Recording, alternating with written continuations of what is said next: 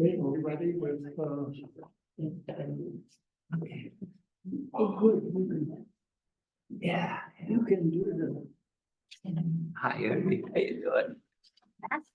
Thanks, thanks.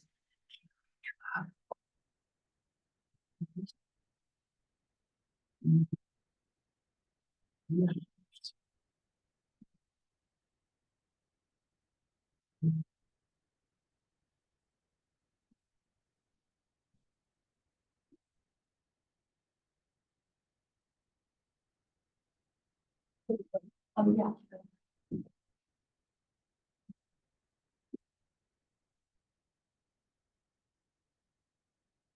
Good morning, friends. Morning.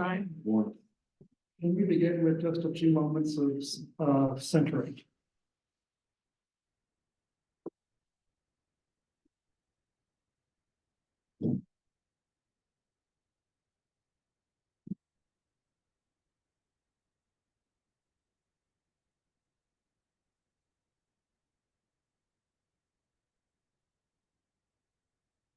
We're pleased to have with us this morning Mimi Blackwell.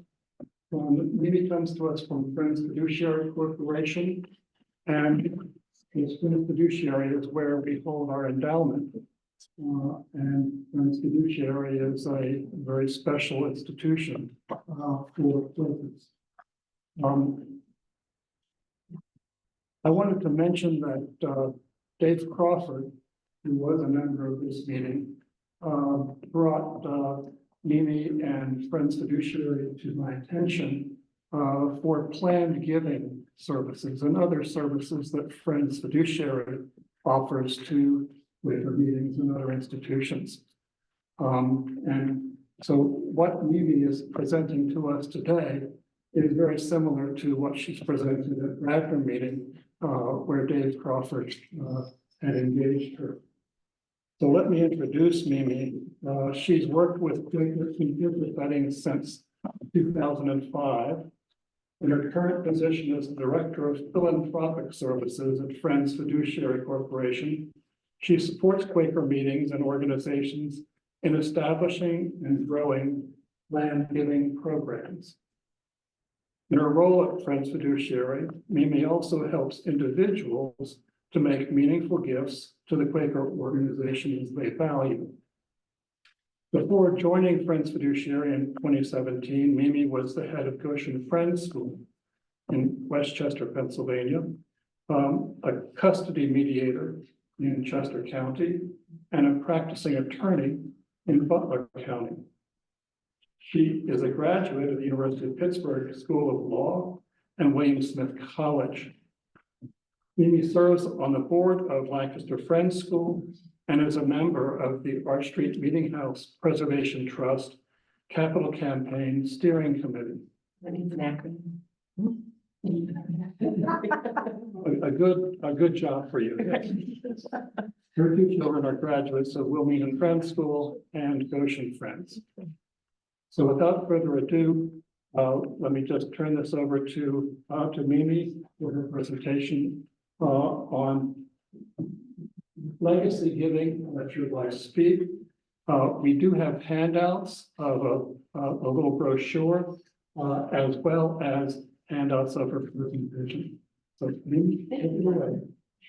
Every time I hear, your life story, you start to feel your age, and it's like, wow, how did I have time to do all that at my age?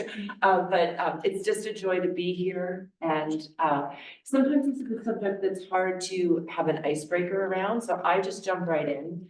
As Martin said, I work with individuals and organizations at Friends Fiduciary, so I stand alone in that world right now, and I think for me that's a really good place to be, because working with individuals is really a joyful piece, and working in the area of philanthropy is joyful. I sometimes tell a personal story. When my kids both finished at Wilmington Friends School, we were not in a position to be the gargantuan donors to the annual fund, and we were so pleased how they addressed two very unique individuals and made it happen for both of them. And I wanted to do something, and I thought, I can't be the person that builds the field house or builds the new theater. That's not me. You're never gonna see the Blackwell wing, right? And we probably would name it something else, but, you know, what could I do? And so I kind of searched my feelings, and I thought, oh, I could put them in my will, you know, and nothing out of pocket, a simple gesture. You doing okay? Not doing okay? That means that people on Zoom can see you. Oh, I thought I was on here. They've been looking at that. Oh, I'm sorry. People on Zoom. I'm sorry. I thought I was not tech. We were not tech aware. I wasn't tech aware. So when I made that gift, it was like, there was an endorphin piece to it. There was, you know, cortisol or whatever. You heard about all of these things that happen in your body. There was a real joy to making that gift. It was very easy. And then I felt badly because they knocked on my door and gave me a beautiful little silver plate because I was now a member of a society that I didn't know I was getting to be part of. So, but the joy, this is a joyful thing. You guys rock. Thank you. Thank you. Just that? Oh, well, if we want to be. You can see, you can see up there, Mimi, what people are seeing. Oh, great. And you can see my screen if you're on Zoom, if anybody could just Yeah. give me okay. Great. So I wanna kind of move quickly.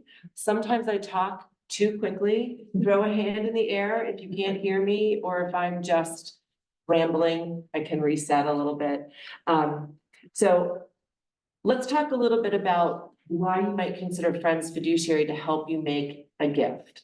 Your meeting has already chosen that this is a great place for your funds to rest, so we are grateful for that as a fellow Quaker organization. We're founded by friends, so we get it. We tailor our fundraising support. So that means if your meeting doesn't want to talk about a certain type of gift, or if they want to do a presentation like this, or whatever they say, we can be helpful with. We're flexible. There's something new they want to talk about, or somebody in this room or outside of this room or on Zoom thinks about, I have an idea. Could this work? Well, you just come to us and we'll figure out if it can, and we're hopeful that we can make it work. I like being creative. Sometimes people think this job isn't creative. It's highly creative. And as I already mentioned, joyful. So what could be better? And we also believe in continuing and supporting the Religious Society of Friends through our work. Our work looks a little different than some other great organizations. It really does. But the idea is the same. Try telling people where you work in my job. Where do you work? I work at a Quaker investment management organization, and I do planned giving. And their eyes just glaze over. There's just too much to process in that. But you guys get it. So it's nice to be in a crowd that understands it. So what I love about planned gifts, and really, let's just break it down. Every gift is planned, right? It just doesn't happen. Like a gift just doesn't flow out of your bank account, or you just don't sign a document. Everything is planned. But planned gifts have kind of, there's a feel around them. Like maybe they're just a little bit more weighty than other gifts in the sense of like, you think about it, there might be more than a check writing or a Venmo payment. But what I love about the gifts that I talk about the most are there's an immediate capacity to have a legacy gift being made. There are options with little or no impact to your current income, and it's applicable to all ages.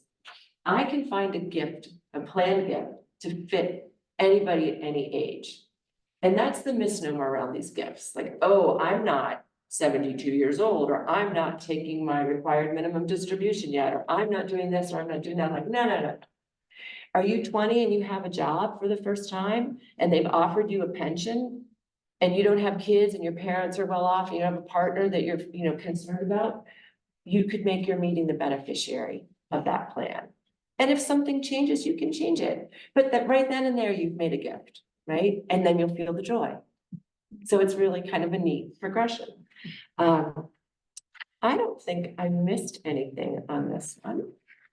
Oh, yeah, I did. So there are some gifts that even provide you additional income after you make them. So, I mean, when you talk about creativity, there's a whole spectrum here.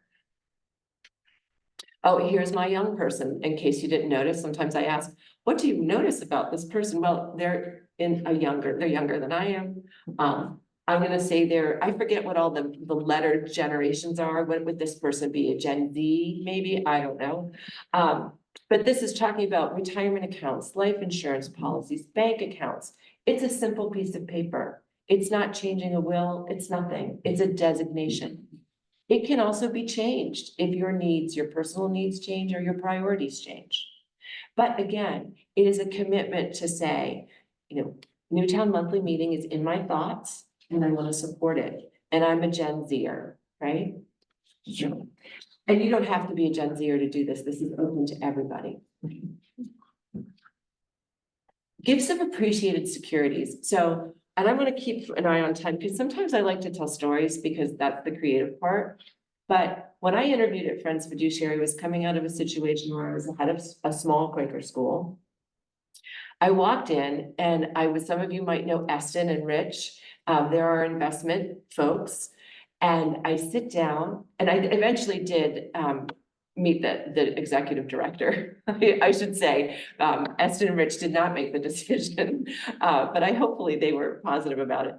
But they said, so what do you know about investment management? And I thought I was coming in, in a giving capacity. And I said, well, I know that's what you do here. So I knew that. And I said, and my father-in-law used to work at Drexel Burnham Lambert. And they said, anything else? And I said, no. No. Honestly, integrity, transparency, no. I have since learned what an appreciated security is. So that's just a stock that you own or you inherited that has increased in value. They are great ways to make a planned gift or an outright gift. Here's another neat thing about appreciated securities.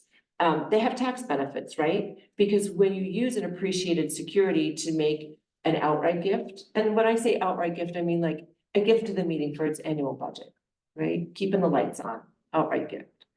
When you use it to make a planned gift, it can also be used the same way, but you take that appreciated security and you take all of that added value and you put it right into the gift. It doesn't come into your pocket, so your tax consequences are limited on that. And you can make a larger gift.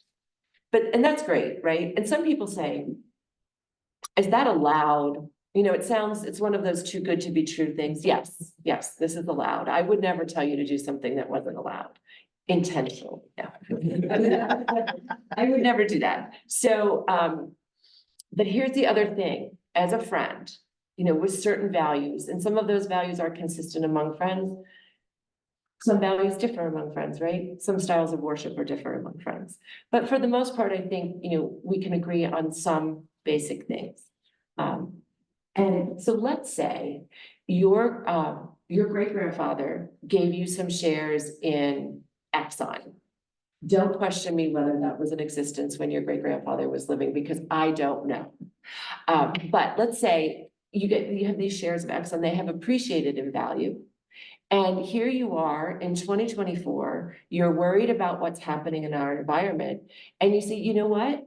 I don't want my money to work for Exxon, because that's what your money's doing when you own shares. It's working for that company, right? And you're endorsing their work. You say, I own shares. Think about places you're proud to own parts of those companies. So here's a company maybe you're not value aligned with anymore.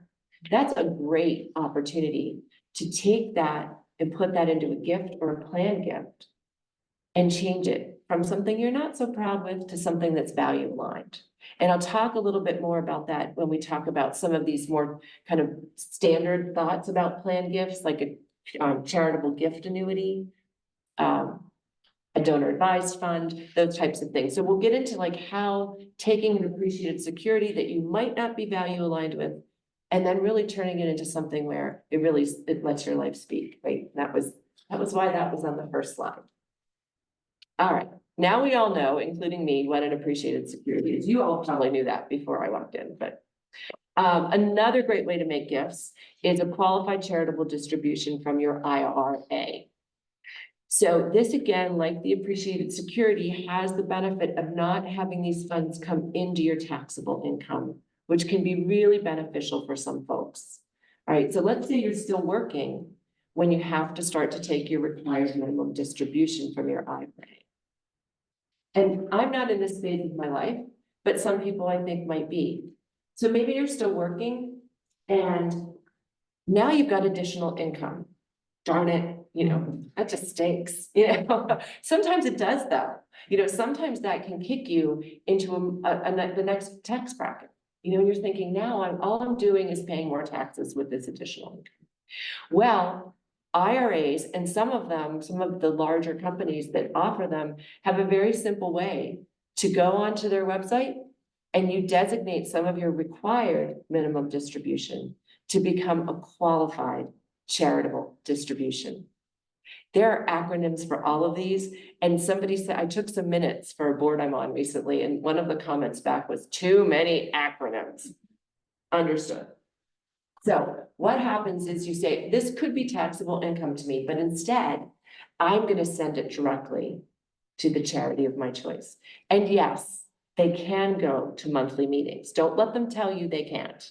Even, some monthly meetings are not incorporated and they don't have recognition from the IRS. I do not believe that is the situation with Newtown monthly meeting. So you guys are golden. You should be able to do this very easily. And then that doesn't come in as taxable income. So that's another great tool, right? Just a strategy, a way to do things.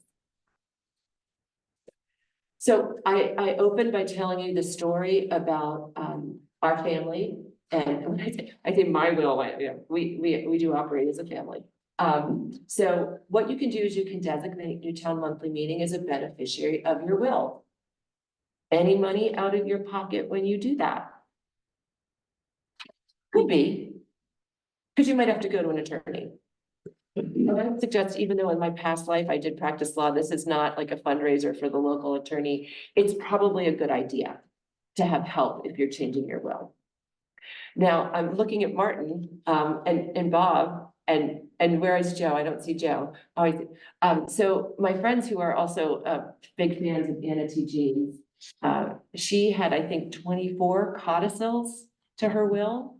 So you could do a codicil, which means you don't have to change your entire will. I'm not sure how popular they are. They were very popular in 1907. Pre-1907. We'll talk a little bit about Anna T. Jeans because she's one of my favorite people. She's not alive anymore. I just want you to know I am aware of that. So here's the language that you can use to put Newtown monthly meeting in your will. Super simple. This is the only information you need to put in. You could say, I want to do $500 or 5% of my remainder. And you can get creative on that. So when our family, I'm an only child, I just revert to I all the time. When my family made our gift to Wilmington Friends School, we did an either or, whatever is larger, this amount of money or this percentage, because, get creative. This is fun, joyful stuff. Of course, I made their plan giving officer a little crazy with that one, but it's okay. He's a good guy. Quickly talking about charitable gift annuities. This is, at this time in 2024, an incredible time to make a charitable gift annuity. I just want to, I'm normally not salesy like that, but this is a public awareness statement. All right, so the rates are as high as they have been since 2007. So I'm saying that up front before I discuss what the gift is, just so you have, that's an important piece. That's like hot flash, hot flash. That's news flash word. All the women are laughing. Yeah, not a hot flash. So here is a picture. Can anybody tell me? I did used to teach. I taught Quakerism to 3rd through 5th graders. Talk about wrestling alligators. You guys are much calmer. If anyone needs to get up and move or some, tactile, let me know. But what do you think's happening in this picture? People are aging. People are aging. Everybody's smiling. Well, because they're joyful, Susan. They're about to make a gift. Now they're posing for a picture. What's that? They're posing for a They're picture. posing for a picture. So they represent an actual gifting family that I worked with, and they were lovely people, but they ran me through the ringer, let me tell you. So they wanted the grandparents, these are grandparents, and that's their lovely granddaughter. She attended a small Quaker school in the Northeast, a newer Quaker school. So, and when I say newer, 50 years was always like, you're such a new school. And I was like, 50 years is decent. But this was new, about 7-year-old school. In the Northeast, snowed in, head of school calls me and says, hi, we're snowed in. I'm the head of school at this new school. And we have these grandparents that want to make a charitable gift annuity. And I said, yes, that's lovely. They want to support your school. I knew by the tone of voice that she had no idea what a charitable gift annuity was. And so I said, I can help you. And so this is kind of how it goes. Like it goes all different ways, but this is one of the pathways. And so she said, well, this family, they want to do this. I can't even get to the school to even get on my computer. It was pre-COVID. So, it was before we all had access to everything at any moment. And I said, that's okay. How do you want to go? Do you want to get on a conference call? Again, pre-COVID, pre-Zoom, we never thought let's just jump on Zoom and see each other while we. And so she said, I really don't have the bandwidth to do this right now. Can you just talk to them? Sure. So it turns out we had a lot of discussions, and they were going to use appreciated securities, but they still had the actual paper shares and stuff. And it was December 19th, and they couldn't find them. And they wanted, of course, this needed to happen before the end of the year. It all worked out. And the school is now the beneficiary of a charitable gift annuity. So that's one example. All right. You can just put in for Northeastern Small Quaker School, Newtown monthly meeting. I only tell their story because it was comical. They had rhyming names, Larry and Mary. And they would yell back and forth. Did you check under the bed? Did you look in the kitchen? And so it was like my joyful piece, right? Because I'm not the only one that has things under my bed. How does a charitable gift annuity work? This is probably the most complex part of the presentation, but it's not hard. And here's the thing, if it's confusing or unclear, I can be your resource. There are also people in this room that could be your resource. So don't worry. I know I talk fast and nobody's raised their hand. You're very gracious. I really appreciate that. So how does it work? 1 or 2 people decide to make a gift in the form of a charitable gift annuity. Okay, so think about the charitable gift annuity. I don't know, my blue is not showing up super well. So the charitable gift annuity is the blue rectangle. And think about that as a created entity. It's not like a trust, so don't think about it in that kind of high of a level. It is created by a contract, right? So here's where all those years ago in 1994, oh, it would have been like 92, my contracts class comes into play. You create a contract. This is a 1-pager. So again, not complicated. This is why people love charitable gift annuities. So you get 1 or 2 people, they decide to make a gift, they decide on an amount that works for them. Our minimum at Friends Fiduciary is $20,000 for the gift, which I do feel sometimes sounds like a lot when you just say that up front, like $20,000. But when you hear how it works, it sounds like not quite as much money as it sounds like when you say it out loud the first time. If you already have a charitable gift annuity with Friends Fiduciary and you want to benefit, and you hadn't benefited Newtown monthly meeting yet, you could enter at a $10,000 rate. So let's say you benefited. I mean, we've got charitable gift annuities benefiting almost every. I'm not going to say it because somebody will say, do you have one benefiting? And I'll say no. So let's say you'd already done one to benefit FCNL. All right, at the education fund. And now you say, I went to this presentation and now I know I can do this to benefit Newtown monthly meeting. Oh, well, guess what? Now you could do a gift at $10,000 because you have a charitable gift annuity at Friends Fiduciary already, and you're going to do a second one. And it doesn't matter who benefited on the first or second. You're with us, the minimum changes at that point. You give the property. What kind of property could you give? Well, you'd give appreciated securities. We talked about that. You could give cash. So this is a great way. It's a very quick, unless you can't find your actual stocks. It's a very quick way to make a gift, right? So you make the gift. People sometimes write a check. Sometimes they do an automatic transfer. The funds come in. With the shares, you transfer the physical, well, not the physical shares, but you don't sell your shares and then give us the money. You give us the shares. And that's how you avoid that appreciated coming into your tax picture. So the gift of property comes in. I write this nifty contract that you get to look at and understand the terms. You then sign it. And then guess what happens? You start getting lifetime payments. So this is the unique part of the charitable gift annuity. It's a very simple contract. You make a gift, you get a charitable deduction in the year you made the gift. Not for the whole amount, because you're getting lifetime payments. So you get a portion of the gift as a charitable deduction, and you get lifetime payments that are at a set rate. Does anyone remember when I started talking about charitable gift annuities, what I said? Good time. It's a good time, because those rates are high, and we'll talk about those. And I hate to be mercenary, but why not make a gift that makes sense for you and benefits you? And those are fixed rates, not. Those are fixed rates. So if they change, your rate does not change. Depending on what asset you use to make your gift, part of it will be tax-free for a certain amount of time. That certain amount of time is your predicted lifespan. I always warn people, your predicted lifespan is on this paperwork. Don't fixate on it. If you're going to monthly meeting, you're good to go. You've added about 5 years on your list. I think I have data on that. I'm gonna get data on it. So what happens when those 1 or 2 lives are no longer receiving payments?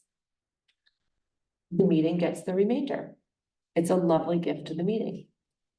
So I'm talking about rates. There are also investment strategies that are recommended by the American Council on Gift Annuities to produce lifetime income and the gift to the monthly meeting. And that gift, these are all structured. Now, again, we're dealing with human lives, but these gifts are all structured to have 50% remaining when it's no longer in lifetime pay status. Does that hit the mark every time? No. Does it exceed it sometimes? Yes. There was a donor who did a large gift annuity, received 2 lifetime payments and passed away. That's more than a 50% remainder on that gift. There was also the gentleman who lived to 107, and he had been cross-country skiing 2 months before he passed away. And he had 4 beneficiaries named on his charitable gift annuity, and he had well exceeded his lifespan. And there was still money left, but it was not 50%. So I want to be clear about that. This is structured to produce a certain amount of gift. So it's structured by those rates, by the lifespan prediction, and by the investment strategy. So we adhere to all of the ACGA, American Council on Gift Annuity, structures. We don't move away from that. So funny story, back to Larry and Mary and the missing stocks. He was a grad of an Ivy League college or university. And he said, well, let's say Penn, because it's local. Penn will give me 14% as my rate, which is unheard of. Let me tell you, even at these high rates, you're not going to see 14%. You get close to 9 point something. And I said, well, you know, Penn can do that, but that's because Penn's got lots of money and they're willing to take that risk, right? They can afford to take that risk. We do not go higher than the recommended rates. We do get a little creative though, so we'll talk about that in a bit. Checking my time. Martin, can you give me a crazy, it's 10:25 and you need to move it? Thank you. Thank you. So charitable gift annuity rates, how is this for seeing? Is this tough? Okay, so this is in the paperwork. If a lot of people have that, I'll kind of call them out. There's also a PDF available of this, so you can reference it later. This, you do not need to commit this to me. So we talk about, age. If there's one donor, right? And I've got like increments of 5 years, starting at 70. Our minimum age for payout of a charitable gift annuity is 65. So if you're, let's say, a 57-year-old person, and you're still working and you'd like to make a gift and get the charitable deduction now, but defer these payments until your retirement, you can do that. You can get creative that way, but you can't pay out until 65. So let's say you're 70 and you're one person making this gift. Your fixed rate for your lifetime payments is 6.3% of the gift amount every year. Pretty good. If you're 90, it's 10.1. So these rates right now, and again, like, here's the woman that learned what appreciated securities were on the job. But these are beating, CDs, high yield savings bonds, like these are competitive rates. Now, these rates are influenced by inflation and unemployment. So no pressure, but those things are changing now, right? We're seeing some flux in those factors that the ACGA would think about. So these were instituted in 2004. We've gone years without changes. We've gone years with lots of corrections. During initial COVID, we were seeing changes about every 6 months. So these have been in effect for a year. They're not going to change before the end of the year. They don't turn on a dime at the ACGA, but they're going to be looking at those other factors. So I just want people to be aware when they say, oh, Mimi said 10.1 in that presentation, that can change, but not if you have a contract established while that was the rate. So I'll say that again. If you establish a contract while these published rates are the rates, those are your rates. Okay. They And do you'll change. continue to get that same amount, like if you're Same 70, amount. you'll get 6.3 for your lifetime. Yeah. And we're It going to go doesn't bump up at 75. No. No, that'd be a good one. It'd be like playing the market though. You're kind of like, oh, where are we going? So what you'll notice when you go to 2 lives, so the next blue line going across is the picture with two lives. And you'll see the rates go down when you have 2 lives. Can anybody think why that would be? Does it pay out until the second one passes? More variation, right? You try to predict everything and now you're trying to predict one more thing. So yeah, it's going to be a little bit lower, but yes, it goes until the second life with no change in amount. It's not like half. I used to do family law, so I always thought like, how are you going to divide this thing up? So it's kind of dark. All right, so I think we've any questions about this? This is an important piece. Are the payouts you get tax-free or are they taxable? A portion is tax-free, and I'll show you how we're gonna go through something that walks you through that, and that before you sign. You can take a look and see that. Yes. I'm pretty sure I know the answer, but just imagine I'm 40 years old Okay, and I give you $100,000 of stock from an IRA. yes. Oh, no. Okay. No. That's one of the asset classes that we cannot issue. And there is a $50,000 individual minimum to do a legacy IRA. Friends Fiduciary is a supporting organization of Philadelphia yearly meeting and meetings really across the country at this point. And so we cannot issue that type of, and that's something that is new on the horizon since I think the 2001, I think that was implemented, can't use the IRA unless you can, now you can cash it out and have it come through. And there's really, in honesty, they gave us this legacy IRA and it was kind of like a head nod to do the gift through your IRA. And it's not that beneficial, actually, that highly beneficial. And I can talk to you separately about it, but there are ways to use your IRA assets, but it would at 40, you'd have penalties and probably not the best. Yeah, it seemed like a loophole. It would, yeah, it is. They're- It would be a good one, and people who really live and breathe planned gifts, would love to see that happen, and there has been some kind of lobbying to have that happen, and what we got was the Legacy Act, which is really not helpful in my mind, but, and it's a little bit more detailed, so I'd be happy to share with you, but it's great thinking, and like how you're thinking about.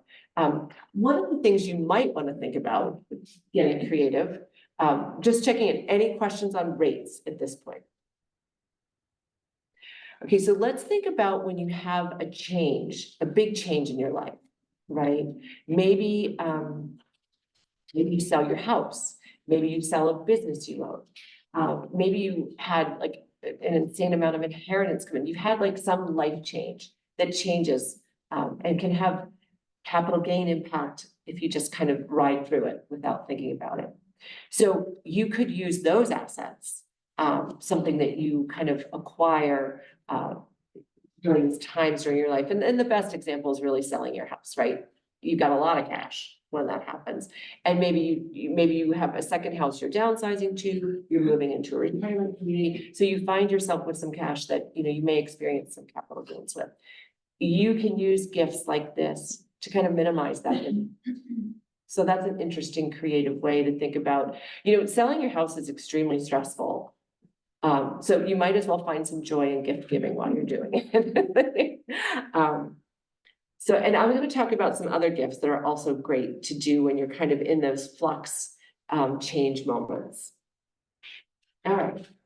Oh, so remember I said we at Friends Fiduciary do not go above these set rates set by the ACGA, American Council on Gift Annuities. You can't go lower. So I had really a joyful, I'm not faking it, I had a joyful moment with this person on the phone. They worship in New York yearly meeting, a meeting up there. And out of the blue, called and said, I want to do a charitable gift annuity. And I said, wonderful. And I want to do it for $100,000. And I said, wonderful, like that's so generous. And I said, well, we were walking through the application, which is available online. And I said, well, here, this section says, would you like to take the ACGA rate? Or would you like to take something a little bit less? And he said, well, tell me what that means. And that's, I apologize, this is also in the packet, but this is what it means. Let's say I'm 75, I'm doing a gift for $20,000, and my annuity rate is 7%, according to the charts, right? Flat out, I get 7%. That means my annual payments would be $1,400 for the rest of my life. My charitable deduction, which is a portion of that gift, is $8,300.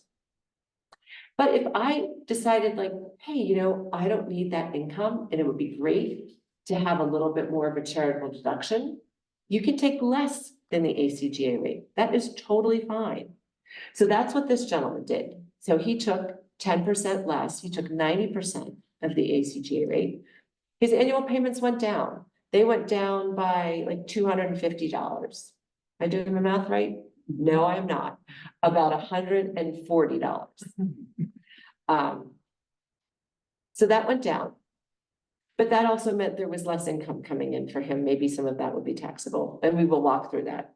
His charitable deduction went up. It went up by almost $1,000. Guess what else would be predicted to be larger in a scenario where you're taking less during your lifetime? Remainder. Remainder. And that's the joyful part, right? The joyful for him was a little bit more on charitable deduction immediately, but the joyful for him was also more would go to the charity that he chose. And what I appreciated about him, I could tell he was taking it all in on the phone, and it was a little hard because you're on the phone, it's different than being in person. And he said, you know what? I think it was the Thursday we spoke. He said, I'm going to go to a meeting on Sunday and I'll call you on Monday and let you know what I think about that. I was like, I think that's a wonderful idea. And he chose to do it. So, but that's an option. And there's the creative piece, right? This is a contractual gift, but there's a little creativity that goes in with that. Nuts and bolts, irrevocable contract, fixed lifetime payments for one or two people, we've covered all of this. This is just an overview. 65 minimum age to begin payments, which you can do again early in life. Minimum amount to start the annuity is $20,000. If it's a second annuity for you to any beneficiary, 10,000. And then you have the opportunity to go on a lower rate to have a higher remainder potentially. The other thing I want to turn back to the idea of when you use appreciated securities that you're no longer value aligned with.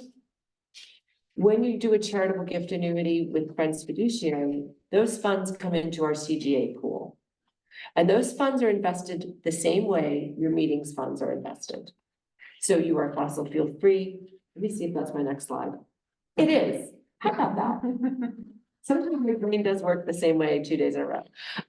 So those funds are invested, they are fossil fuel free. There are no for-profit prison investments, weapons and firearms, alcohol, tobacco, casinos, and lotteries.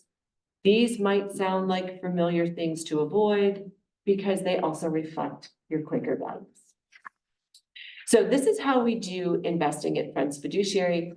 I am so proud of myself that I can even put this screen up and share with you. So it's called a theory of change, right? That's what we're all about, making change, which is super important right now because things are changing rapidly. We are seeing changes that you would think would take hundreds and thousands of years to occur in the span of much shorter span. Perfect. So once we screen out for all of these negative screens, we screen for positive, which companies are doing the best in environmental, social, and governance. One of our most recent initiatives was to make sure boards have all sorts of diversity. We focused at first on gender diversity, and then we moved beyond that. And how do we do that? How do we make change? Well, we own the shares, right? So by owning a share, you get to vote your proxy. We used to get those like onion skin pamphlets, like, here's your proxy, but I'm like, okay, yes, yes, yes, right? But we don't do yes, yes, yes, right? We don't necessarily align with the boards with which we hold shares. And that's not a bad thing. You know, conflict's not bad. Disagreement's not bad. The meetings work through that all the time. Quakers have a great way of working through that, right? Your decision making, it embraces this. So, hey, we don't think you're doing the best. We love what you do. You've met all of our negative screens. We think you could do better on our positive screens. We'd like to help you. We do actually say that sometimes, and sometimes it works. You'd be shocked. It worked with PNC. So we vote our proxy, right? We let our voice be heard in that way. We get into company dialogues. We say, hey, we do want to help you. We don't want to rock the boat. You're doing well. You're a successful company. We also partner with other groups to do shareholder resolutions, excuse me. And so we take it to the next step. If we go into a dialogue and we get response from a company, that's a win for us. I always say to my kids did sports at Wilmington Friends. Well, you know, what's a Quaker win? A 0-0 tie. So it's a win to have a company engaged because now you have a relationship and the ability to move that forward. We've had engagements with Comcast and PNC. You know, some go further than others, some need a little bit more, but they talk to us. And that's a win. We're 10 people in Philadelphia and we're a Quaker investment company. There's one of us, you know, so I think that's really showed the amount of respect for the work that's being done by the folks that actually do that. I just talk about it. We do some policy advocacy as well. We have been asked to speak about why we make the decisions we make, and they are all business founded decisions, why we engage, how we make change. So that's a quick, that's our active ownership. Real quick, annuities in 32 states, 592 annuities written to date. Now, actually, that's wrong. It's about 11 million in our current CGA pool. We had a large gift come in. Our largest gift to date, 2.2 million for CGA. Really, that should have been a different kind of gift, and I'll talk about that a little bit. We remember I said 50% of the original gift to the meeting. We're averaging about 66%. So I think that's because one, we adhere to the ACGA rates and all of their other parameters, and two, our investment strategy is long-term. and it supports. And this is the best, 12.7 million to 69 Quaker organizations across the country to date. We've been doing this since 2001. So other things you might want to think about are at the end here, just all of the ways that we can support you in gift making. A bequest really simple. All you need is the language. I've gauged these by simple to more complex. That is the way I think. Others might not think that. So I find the bequest to be simple. Charitable gift annuities, I call that simple. It is complicated as you talk about it, until you kind of get into the application and feel how it would work. Or maybe until you get your first payment, you're really kind of like, is this for real? But I call that simple because the contract's formulaic, it's quick to do. Charitable remainder trust, it really is a larger entry point to make sense for that type of gift. You're creating an entity, it has to file a tax return. So it's more complicated. There's more layers with it. I call that more complex. Charitable lead trust, I call that the unicorn. I will note that George School does have a charitable lead trust since we're kind of in the neighborhood. But a charitable lead trust pays money to an organization and then the remainder to a person. So it's a reverse of this thinking where, you know, you're getting lifetime payments and then the remainder going to the charity. This flips it. And it's great for, which George School is not a newer organization, but, you know, to get them started so they have that basis to work. Donor advised fund is something I do want to talk about. Donor advised fund kind of got some quick PR when we had the tax code change in 17 and the charitable deduction amount became almost unattainable for most people in an annual kind of segment. So what people were doing, a couple of ways to think about it. Donor advised fund. I know I'm going to do $10,000, well, let's say $20,000 of charitable giving in 10 years. I know exactly who I'm going to give it to. It's going to go to my monthly meeting. It's going to go to my yearly meeting, and it's going to go to AFSC. And I'm going to give a certain amount each year. So if I take that $20,000, I establish a donor advised fund. In that year, I get a full charitable deduction for that. And I achieve my itemization as a single person. I can use appreciated securities and avoid some capital gain and possibly make a bigger gift. I could have one of those lifetime events. And I'm selling my house. And this is the rub with donor advised funds, right? People just park money there. It's not doing work. The only place making the money is the place holding the fund.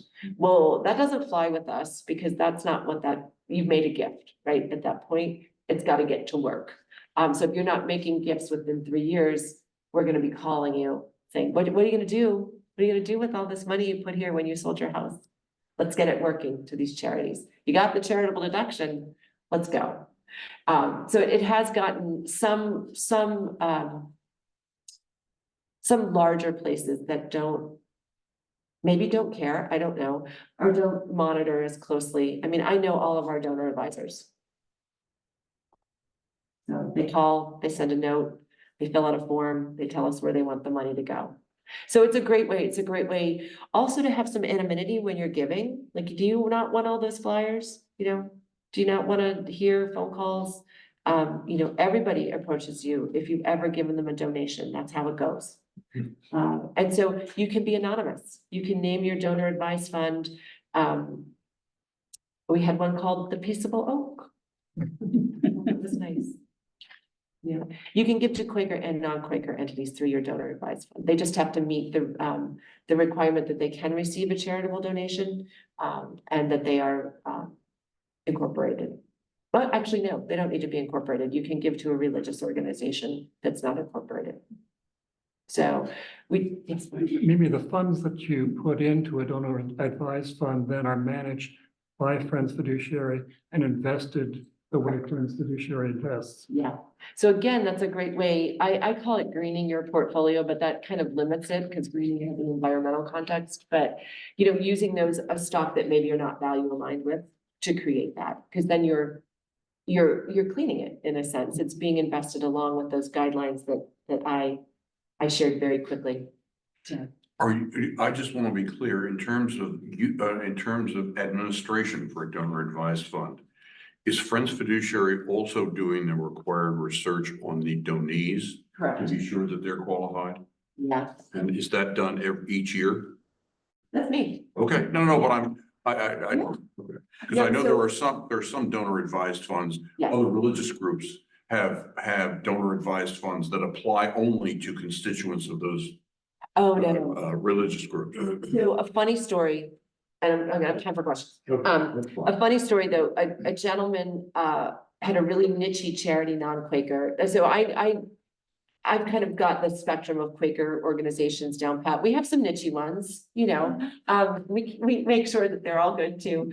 But he wanted to donate, I think it was like the Admiral Nelson Society or something. And it was tiny, it was volunteer run, and they had lapsed on their tax filing. So when I vetted them, I said, oh no, I felt awful, because I thought, oh, I can't make his gift, you know, we can't give money, it's not my money. Friends Fiduciary cannot authorize that gift because they were not compliant. So I called the donor advisor and I said, I'm so sorry, this group, I can't give money to them. It's not up to date, right? He worked with that group and he filed their 990s, their back 990s, and he got them compliant. And he made the gift about 18 months later. But so it was a success story. Good. But I felt badly, but oh, yes. I know that so-and-so had a fire and that's why their 990 wasn't filed. I get all of it. These are our contact pieces. And I did have, let me stop for questions, because I think some of the questions are gonna lead me to the next piece of what I was gonna show you. Are there any questions? I just had a comment. When I was treasurer of this meeting, Bob Applebaum had a charitable gift annuity. I don't know if you remember those days. And he just decided that he no longer needed the income. And so he just gave us the balance of that annuity at that time. And it wasn't a secret. We wrote it up in the newsletter and tried to get people to understand a little bit about what that was about. But that was very generous. It is, and it's a creative way. In fact, as I said, sometimes you'll bounce yourself into a higher tax bracket by getting those required minimum distributions. And so you need to look at that. Sometimes I've recently come across a situation where one of the donors passed and the second donor was receiving that full amount, and that was bumping them into a higher tax bracket. And so I'm working with the development directors just to kind of broach that subject. And in these times, what is interesting is she might be better off relinquishing the old contract for the value that it holds at this point and having a new one at the higher rates, achieving a charitable deduction. This is Plan Giving 201. I just want to be clear. And having a higher payment and a tax-free portion now. Most of her gift annuities were in full tax because she and her partner had survived the lifespan. So then it moves into full tax. So it was bumping her and they had been very generous. I think they had 10 gift annuities. Yes, Susan. Talk about ask you to talk about what happens at the end if the organization goes down a path that you hadn't anticipated. Yeah. So this meeting is vibrant Correct. and, thriving in many different ways. Let's say you gave your annuity to one of the meetings that now has 3 members and is thinking about going out of business. Right. Or to a senior care community, which everybody knows is what I deal with. Well, I was It going to use a- that as an example. Yeah, it was a Quaker organization, but has now been bought by Yeah. Presbyterian Homes International. Yeah. Or Or a for-profit. for-profit Yeah. organization, so you no longer want to support it in that way. Right. And I saw it said irrevocable, but Correct. and we all know that Philadelphia Yearly Meeting has funky little funds like, this is to go to children in Nigeria who need to learn English. Or shipping horses in the yearly meeting, yeah. Yeah. So, yeah, what do you do with that, right? So these are not trusts, these are our gifts. So trusts, you know, kind of have a layer. Do you raise the trusts? Let's keep those aside. So, yeah, what do you do? So I thought my retirement community was gonna be Quaker forever, or I never assumed it might become a for-profit Quaker retirement community. I don't want to talk about laying down the meeting because it's sad. So But we have to. We have to. We have to. Um, Same way we have to talk about us having a lifespan, Right. so do our meetings. I'm better with us having this. So we don't have graveyards attached to it. So I think that we've had this occasion, right? In particular in the retirement setting. We've also had the occasion where somebody benefited a small organization that just didn't thrive. Yeah. Right. And so I always encourage people, if they're benefiting more than one, because you can do that, you can benefit more than one organization, because people like the one-stop shop, right? Then it would just be divided by the remaining. But let's say it was one, it was Newtown monthly meeting, right? And something dire happened. I mean, and if that happened while the donor still had capacity to re-advise, we would consult with the donor. And that often is the case, right? So, or they'll contact us. And a lot of the retirement communities have transitioned away from a Quaker board. In particular, that's when I get calls from most people. It's not the transition to the larger ownership or management, it's the Quaker board has now changed for them.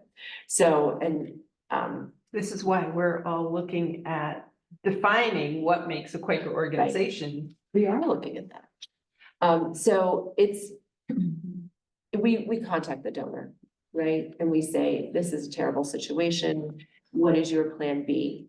If for some reason we can't get in touch with the donor doesn't have capacity, Friends Fiduciary would find a like beneficiary.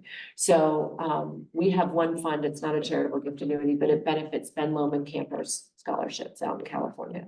And, you know, that place has been dodged about 15 forest fires in the past 20 years. And so what if there wasn't a physical space like that? And the donor graciously said, Friends Fiduciary, you find another Quaker camp to benefit. So that falls to us to then, I also had a donor who did pass, and she called and she said, you do remember my intent. And she had written me a bibliography and a letter, and I pulled it out and I read it to her. And she felt, you know, it was comforting to her to know that if the group she was benefiting was no longer in existence, then there was a chance of that we understood her intent. And that is the other, I think thing that I feel is a very, it's a heavy weight, but it also makes me feel like my job is worthwhile, is that I am protecting these donor and what donors want, you know? We worked a lot around, I mentioned Anna T. Jeans. I can't help but do this because she was a petite woman in the turn of the 20th century, and she amassed a lot of family wealth, kind of a trickle down theory within the Jeans family. And she made incredible change as a woman in the early 1900s, incredible change that is lasting today. And her will did have like 24 muscles, so it's not easy to read. But one of her gifts failed. I won't tell that story. You have to talk to me after meeting for worship. Are there any more questions? You have to be a Quaker to do a bequest through Friends Fiduciary. No. We love everybody. No, you don't. I do have, Martin, we had talked about an illustration of a sample. So I have 2 illustrations that can be shared by PDF. It answers some of the questions about taxation. It's Mr. and Mrs. Philanthropic and Mary Be Generous. One is a single donor with cash. One is a two-person donor with appreciated securities. And I'll have those by PDF that you can share. And I'm happy to talk about it afterwards. I don't want to be the person that has a group of people waiting to come in and find their favorite bench. And is your PowerPoint presentation also available by PDF. Yes, it is. Yes. Yeah.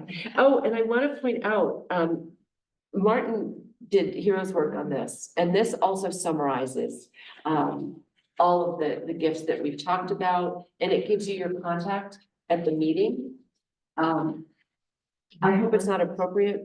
I hope it's not inappropriate. I hope it is appropriate to offer, sometimes people don't feel comfortable at a meeting talking about their money or their intentions. And if you wanted to vet something, I'm always available and it's confidential. So if you just want to, and you can run a CGA illustration yourself on our website, and I can tell you how to do that. I don't want to hit any buttons. I'm very nervous. Thank you very much, Mimi. Thank you.